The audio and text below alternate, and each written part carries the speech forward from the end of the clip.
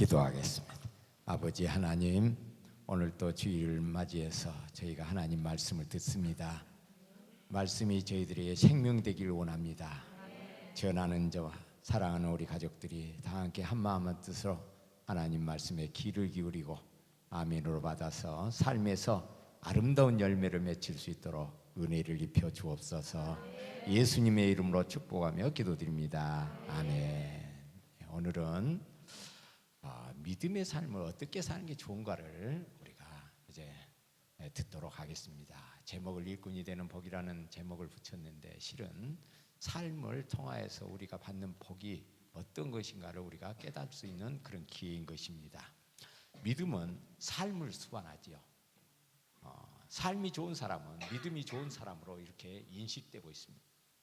바울 사도는 데살로니가 교회 교인들에게 그리스도인의 생활에 따라야 할 규모 있는 이 행동에 대해서 이렇게 권면하고 경계하고 있는 것입니다. 이 규모란 말은요, 본복이란 그런 뜻이에요. 그러니까 본을 보이는 삶을 살아야 된다, 이런 뜻이겠죠. 우리 그리스도인들은 마땅히 다른 사람에게 이렇게 본보기로 자신의 삶을 보여줘야 됩니다. 예수 믿는 사람과 안 믿는 사람 차이, 그러면은 본을 보이는 삶을 사느냐 안 사느냐 차이예요. 믿음의 사람은 모든 삶에서 하나님이 하나님 되심을 보여주는 삶을 살아야 돼요. 그것이 우리들이 크게 어떻게 막 유명하고 그런 게 아니고, 삶 자체에서 소소하게 아주 작은 것부터 이렇게 우리가 삶으로 본을 보였을 때 하나님께서는 그걸 크게 여기시고 영광을 받으신다는 그런 뜻입니다. 우리 그런 의미에서 첫 번째로 바울이 이렇게 보여주는 규모 있는 생활, 즉 본을 보이는 삶을 우리가 볼 수가 있어요. 6절에서 9절을 우리가 다시 한번 보고 넘어가도록 하겠습니다. 6절 시작. 형제자매 여러분, 우리는 우리 주 예수 그리스도의 이름으로 여러분에게 명령합니다. 무질서하게 살고 우리에게서 받은 전통을 따르지 않는 모든 시도를 멀리하십시오. 7절. 우리를 어떻게 본받아야 하는지를 여러분이 잘 알고 있습니다. 우리는 여러분 가운데서 무절제한 생활을 한 일이 없습니다. 8절. 우리는 아무에게도 양식을 거저 얻어먹는 일이 없고 도리어 여러분 가운데서 어느 누구에게도 짐이 되지 않으려고 수고하고 고생하면서 밤낮으로 일했습니다. 9절. 그것은 우리에게 권리가 없어서가 아니라 우리가 여러분에게 본을 보여서 여러분으로 하여금 우리를 본받게 하려는 것입니다. 이 바울의 명령은 이렇게 규모 없이 행하고 사도들로 받은 전통대로 행하지 않는 모든 형제들에게 떠나라는 말을 하고 있습니다. 그러니까 본을 못 보이는 삶을 사는 사람들은 그 사람들을 멀리하라, 이런 뜻이에요. 이 명령은 그냥 말한 게 아니고, 바울 사도가 그냥 말한 게 아니고 누구의 명령이다? 예수 그리스도의 명령이다 라고 이렇게 얘기하고 있습니다. 데살로니가전서 2장 9절에 보니까는 사도 바울은 그 일행이 이렇게 규모 없이 행하지 않았으며 모든 누구에게든지 양식을 값없이 먹지 않았고 수고하고 애써 주야로 일했다고 합니다. 그의 노동은 힘이 들었고 꾸준했으며 순전히 그들을 위한 일이었지요. 사실 바울은 그렇게 피곤을 느끼면서까지 일할 필요가 없었지요. 왜냐하면 사도이기 때문에 공급을 받게 되어 있습니다. 우리 목사님이나 저나 우리 성도들이 헌금하는 헌금에서 생활비를 이렇게 보조받고 있습니다. 그렇기 때문에 목사님은 다른 직업을 가질 수가 없어요. 물론 요즘 작은 교회 목사님들은 직업을 가질 수밖에 없어요. 왜냐하면 생활비가 안 되니까. 어쩔 수 없는 거예요. 우리 그런 의미에서 바울 사도도 거기에 의미가 있다는 것을 이렇게 성경에 표현한 것을 보고 있습니다. 아무튼 어찌됐든 그래도 목사님들은 생활비가 어느 정도 충당이 되면 다른 일을 하지 말고 뭘만 해야 되냐? 우리 성도들을 위해서 열심히 기도하고 전도하고 말씀 준비하고 이런 일들을 해야 돼요. 사실 목사님이, 여러분들은 어떻게 생각할지 모르지만 굉장히 바빠요. 목사님은 몸이 10개면 좋겠어. 그런데 그게 안 돼요. 그럼에도 불구하고 열심히 하는데 어떤 면으로 보면 목사님들이 시간이 많은 줄 알아요. 그런데 그렇지 않습니다.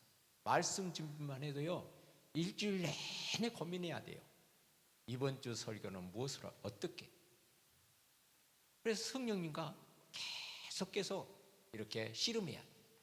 성령님이 그렇게 고민하다가 성령님이 딱 이렇게 말씀을 열어주시면 그 행복은 세상에서 바꿀 수 없는 그런 행복이에요. 목사님은 가장 행복할 때가 어떤 때냐? 목사님들, 저만이 아니라 모든 목사님들은 다 말씀이 깨닫질 때, 말씀이 열렸을 때 제일 행복을 느낍니다. 그런 의미에서 목사님들은 삶이 행복한 거예요. 이렇듯이 바울 사도도 사실 이렇게 자기가 얼마든지 그냥 일 안 하고도 이렇게 생활할 수 있어요. 그런데 바울 사도는 어땠느냐? 자비랑, 그럼에도 불구하고 자비랑 사역을 하는 것을 모범으로 이렇게 보여주고 있어요. 고린도전서 11장 1절에 보니까 바울은 자신이 예수님을 본받는 것까지 성도들이 자신을 본받기를 이렇게 자신 있게 말하고 있는 것을 보게 됩니다. 나를 본받으라. 내가 그리스도를 본받는 사람인 것 같이 여러분 나를 본받는 사람이 되십시오. 여러분 부모님들은요, 자녀들에게 이 말 할 수 있어야 돼요. 저는 항상 강조합니다. 제가 마지막 이 땅을 떠날 때 침상에서 하나님께 감사하면서 자녀들 모아놓고 딱 하고 싶은 말은 뭐냐? 사랑하는 딸아, 사랑하는 내 자녀들아, 우리 사랑하는 성도들이요, 저처럼 사십시오. 이렇게 말하려고 그렇게 살고 있습니다. 그걸 목표로 살고 있어요. 그러는 삶이 어때야 돼요? 반드시 본을 보이는 삶을 살아요. 그렇지 않으면요, 그런 말 할 수가 없어요. 부모님들이 자녀들에게요, 신앙 교육은요, 자신들이 본을 보지냐면 자녀들은 인정하지 않습니다. 가장 신앙을 인정받을 수 있는 사람이 누군지 아세요? 자기 가족이에요. 내 신앙이 바른가 안 바른가를 판단할 수 있는 것은 내 아내가 나를 어떻게 보는가, 자녀들이 나를 어떻게 보는가, 그것이 기준이에요. 기준. 많은 목사님들 중에 목회는 성공적인데 가정 사역이 실패해서 고민한 분들이 많아요.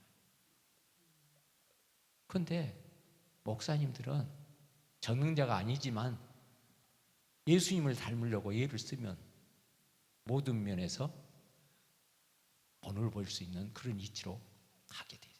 그런데 목사님만이 아니라 우리 가정의 모든 가장 또 어머니들 반드시 그렇게 해요. 그래야만이 자녀들이 다음에 글로벌 리더가 되는데 이상이 없어요. 저는 일례로 항상 그런 얘기를 많이 해요. 아빠가 직장에 갔다 와서 엄마가 물 떠다 주면 씻고 그냥 들어 누워서 TV를 켠다든지 이러면요, 그 아빠는 빵점이에요. 반드시 뭘 해야 돼요? 갔다 오면 하고 그 다음에 말씀 보고 그러고 식사 준비하면서 가족과 함께 대화하면서 그렇게 살아요. 가정에서는 되도록이면 예수 믿는 사람은 TV도 없애야 돼요. 그러면 안 좋습니다. 그래야 자녀들이 뭐예요? 컴퓨터 안 해. 아니 컴퓨터가 아니라 뭐예요? 게임 안 해. 아빠가 그렇게 하는데 왜 게임하고 있어요? 말로 공부해라 공부를 할 필요 없어요. 본을 보이면 자동적인 자녀들은 자동적으로 글로벌 리더의 길을 가게. 바울 사도가 바로 그 모습을 지금 우리들에게 보여주겠어요. 야, 너희들 나를 본받아라. 내가 예수님 본받았기 너희들은 나를 본받아라. 그렇게 얘기하고 있어요. 바울 사도가 그 말을 할 수 있다는 건 뭐예요? 그만큼 자신이 있다는 거예요. 삶의 자신이, 믿음의 삶에 자신이 있는 거예요. 또한 데살로니가전서 1장 7절에 보면은 바울을 본받는 성도들이 마게도냐와 아가야 모든 성도들의 실천 모델이 된 것을 우리가 볼 수 있어요. 이와 같이 신앙 실천의 원칙은요, 남에게 모범을 되어달라고 요구하는 게 아니라 스스로 먼저 모범이 되는 거예요. 다른 사람에게 본을 보이라 하지 마세요. 내가 본을 보이면 돼요. 저는 사모님하고 가끔 이렇게 운동하러 가다가 길가에 개똥을 제가 많이 치워요. 요즘 하도 개들이 많아갖고 그냥 똥이 천지야. 예, 사모님은 어떠냐면 똥 있네 받지 마세요 그러고 지나가요. 그러면 저는 막대기를 구하든지 아니면 돌멩이를 구하든지 해서 다 치워놓고 가요. 누가 알아주라고 하는 게 아니야. 내 스스로 하나님 앞에서 사는 거예요. 그렇게 평상시에 그렇게 살아. 그러면 그게 내 삶이 되어지고 그게 하나님 앞에 본을 보이는 삶으로 이렇게 가지는 거예요. 밟지 마세요 그러고 지나간 것보다는 치우고 가는 게 훨씬 낫잖아. 다른 사람 안 밟으니까. 이와 같이 신앙 실천의 원칙은 남에게 모범이 되라고 요구한 게 아니라 스스로 이렇게 뭐 하는 것이다? 본을 보이는 것이다. 그 다음에 두 번째는 그러면 규모 없는 생활은 그럼 어떤 거냐? 지금 6절에서 9절은 바울이 이 본을 보이는 삶을 규모 있는 본을 보이는 삶을 사는 것이 이런 삶이라고 얘기했잖아요. 그럼 두 번째로 규모 없는 생활, 본을 보이지 못하는 삶은 어떤 것이냐? 10절에서 12절 내용이 그거예요. 우리 10절 시작. 우리가 여러분과 함께 있을 때에 일하기를 싫어하는 사람은 먹지도 말라고 한 거듭 명하였다. 그 다음에 들으니 여러분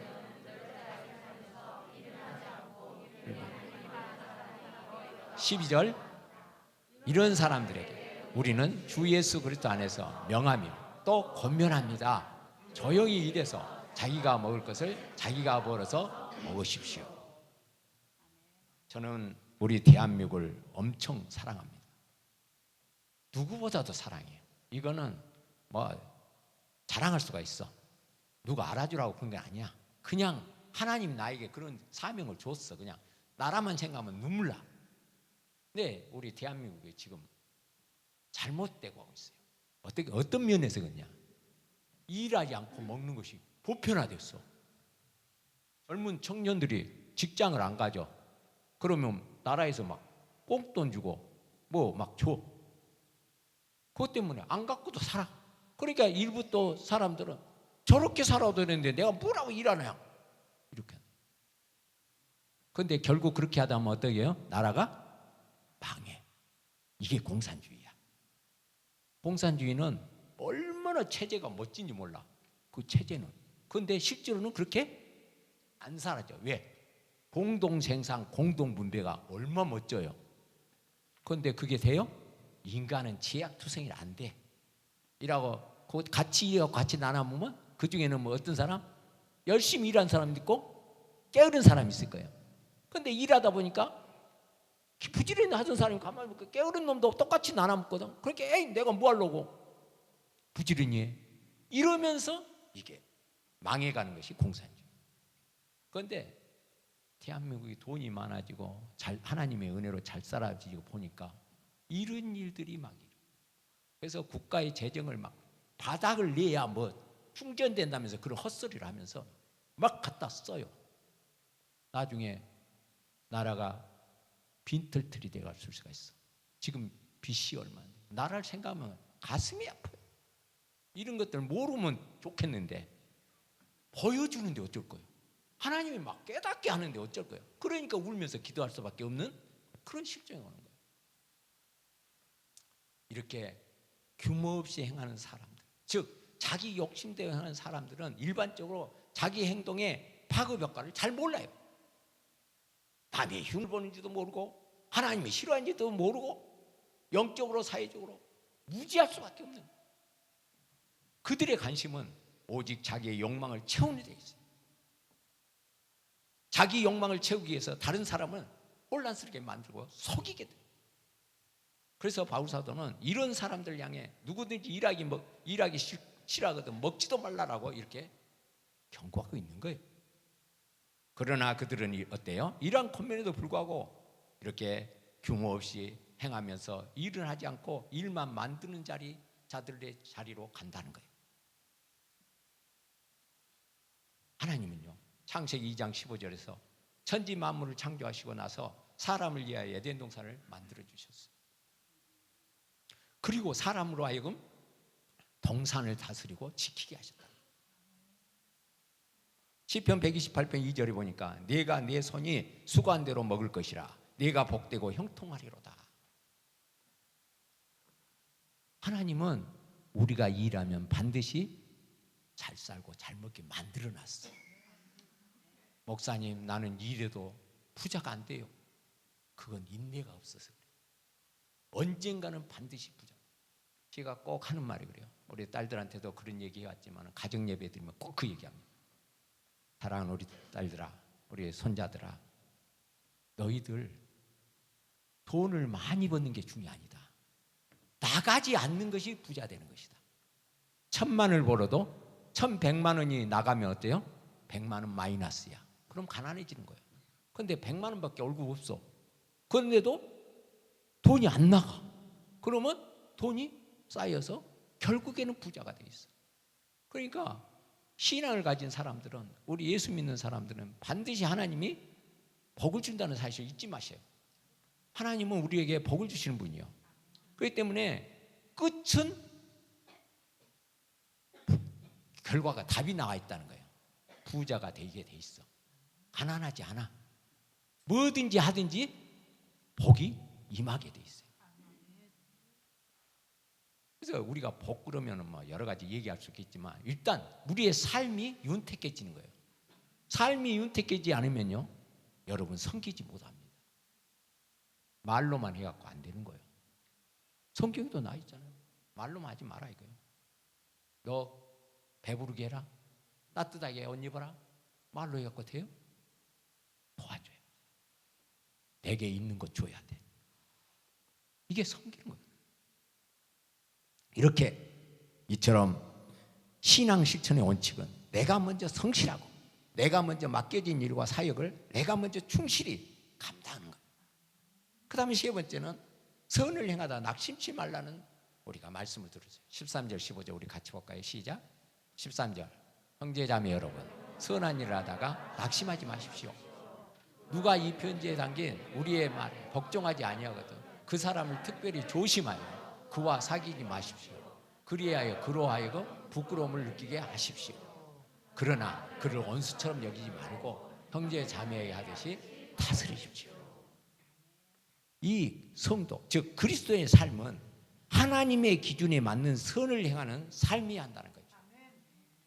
사람의 기준된 선이라는 것은요, 지역에 따라서 선이 될 수도 있고 악이 될 수도 있어. 그러나 하나님이 원하신 선은 하나님의 기준에 맞는 선인 것이에요. 각기 자기 기준에 맞는 선은 선이 아니죠. 오늘 말씀은 하나님의 기준에 맞는 선을 행하다가 낙심하지 말아야 한다는 것이에요. 그런데 하나님을 향한 일이나 세상을 향한 일을 하다 보면 힘들고 어렵고 짜증나고 때로 하기 싫고 이 정도면 내가 충분하지 않는가라는 그런 자족에 빠지게 될 때가 많다는 거죠. 그래서 사람이 낙심하게 된다는 거예요. 우리가 수고하고 땀 흘리다 보면 다른 사람이 인정하지 않아서 때로 그만두고 싶을 때가 있어요. 일례로 우리 여전도의 회원들이 부엌 봉사를 이렇게 하는데 다른 사람이 좀 빠지고 그러면 자기는 열심히 하다 보면 옆에 사람이 좀 뭐 이야기하고 막 이렇게 하면 마음에 뭔가가 막 생기게 돼 있어. 그런데 그런 거 보지 말라는 거예요. 우리가 낙심하지 않고 인내함으로 나가야 한다는 거예요. 수소폭탄이요, 핵반응을 일으키기 위해서는 7개의 원소봉이 필요하다고 그래요.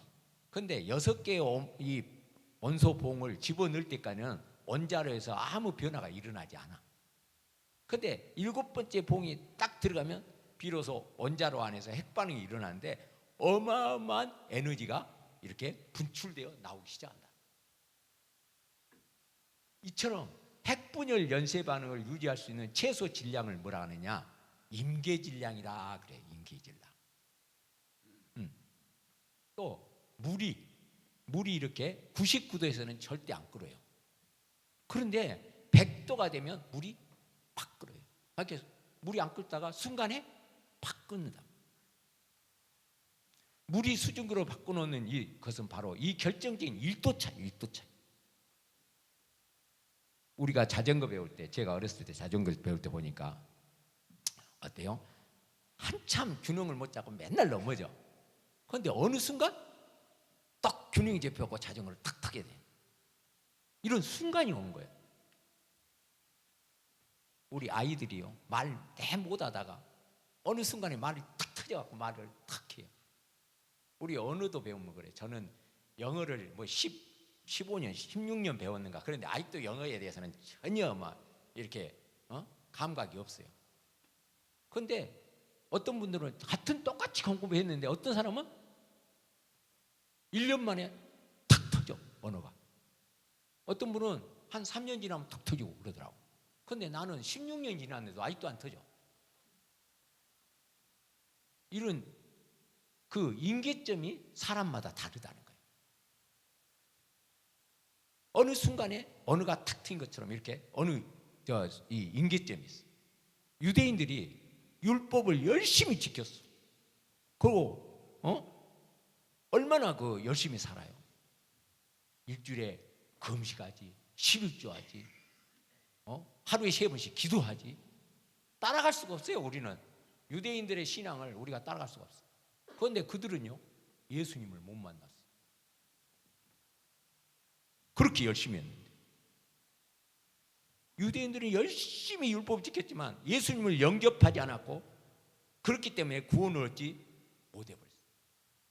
가장 중요한 이 한 점, 예수를 딱 믿었으면 구원 받는데 예수를 안 믿어본 거예요. 그래서 아무리 열심히 그 율법을 지켜도 구원을 못 받는 거예요. 왜? 예수님 외에는 길이 없기 때문에. 하나님께 올 자가 없어. 나는 길이요 진리요 생명이, 나로 말미암지 않고는 아버지가 올 자가 없다. 딱 답이 나와 있어요. 예수님을 통하지 않고는 아버지께 갈 자가 아무도 없어. 그러니까 율법을 아무리 지켜도 예수님 안 믿으면 꽝이에요.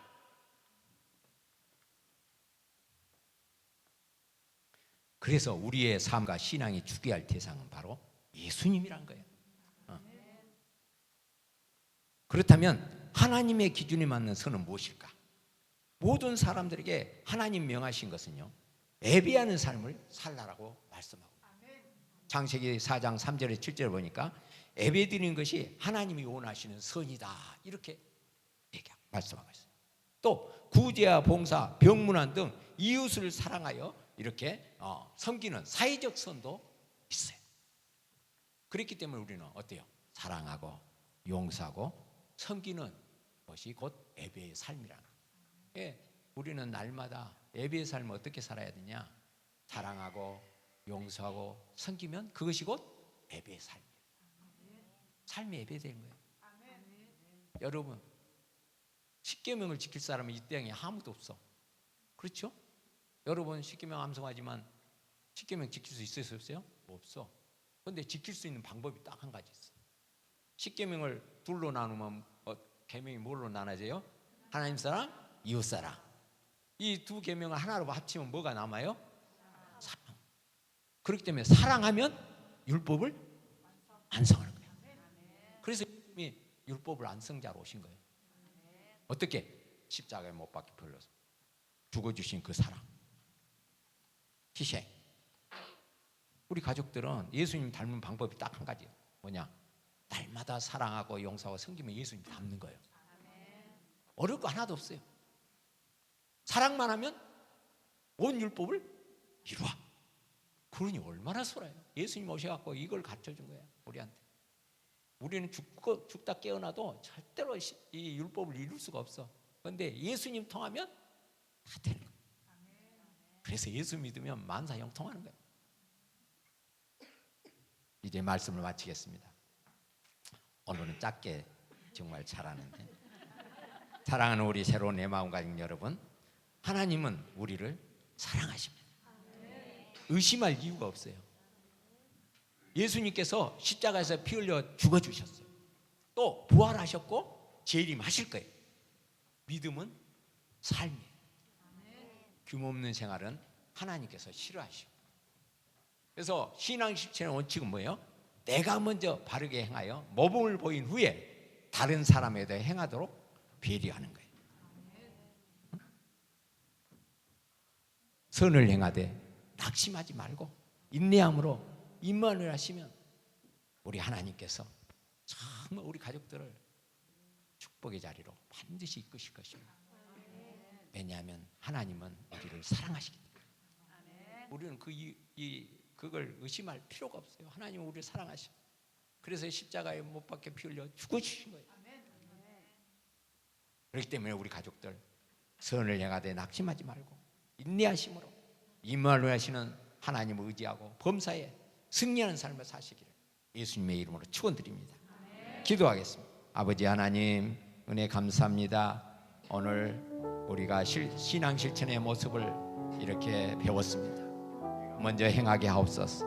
내가 먼저 성실하고 내게 맡겨진 일과 사역을 내가 먼저 충실히 감당하게 해주시기 원합니다. 하나님의 기준에 맞는 선, 그걸 행하면서 낙심하지 말게 하여 주옵소서. 예수님의 이름으로 기도하옵나이다. 아멘.